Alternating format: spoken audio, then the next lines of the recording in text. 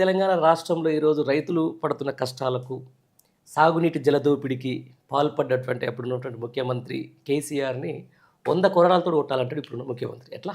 ముక్కోటి కొరడాలతో కొట్టాలి. నేను ఇంటికి కోడా తీసుకొని నేను చంపాలి, ఒక దెబ్బలు కొట్టాలి రేవంత్ రెడ్డి. చంపాలని ఎట్లా అంటారు? నువ్వు అంటున్నావు కదా ముఖ్యమంత్రి కుర్చీలో ఉన్న పండర్ గారు, మీరు మాట్లాడదు అట్లా. ఆయన వెనకేసుకో, ఆయన 100 కోడా దెబ్బలు కొట్టడం న్యాయం. ఆయన 100 కోడా దెబ్బలు కొట్టడం ముఖ్యమంత్రి స్థాయిలో ఉండి బాధ్యతాయుతమైన రాజ్యాంగబద్ధమైన ప్రజలు ఎన్నుకున్న కీలకమైన పదవిలో ఉండి రాష్ట్రానికి నాయకత్వం వహిస్తున్న వ్యక్తి రాజ్యాంగ వ్యతిరేకంగా 100 కోడా దెబ్బలతో కొట్టాలన్నప్పుడు మేమనొద్దా? నిన్ను 3 కోట్ల మంది 3 కోట్ల కోడాలు తీసుకొచ్చి కొట్టాలి. నేను కొట్టినా కూడా పాపం తీరదు, నువ్వు చేసిన పాపం తీరదు.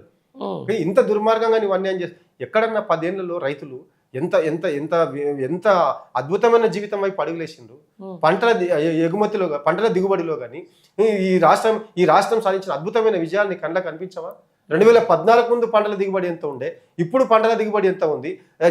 జీడిపిలో కానీ, పంటల దిగుబడిలో కానీ, ఎగుమతుల్లో కానీ, పంటల ఎగుమతుల్లో కానీ, FCI ధాన్యం సేకరణలో కానీ తెలంగాణ రాష్ట్రం టాప్ పొజిషన్కి పోయింది కదా. లెక్కలు ఉన్నాయి కదా నీ దగ్గర.